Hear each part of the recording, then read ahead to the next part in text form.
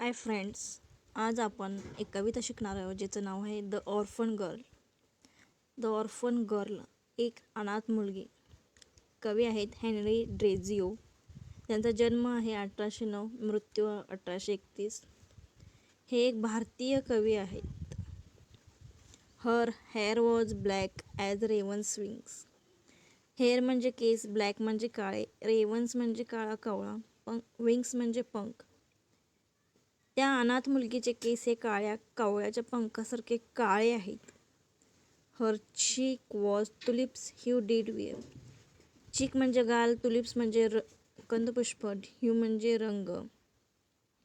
त्या अनाथ मुलगीचे गाल हे कंदपुष्पासारखे किंवा कंदपुष्पाच्या रंगासारखे होते.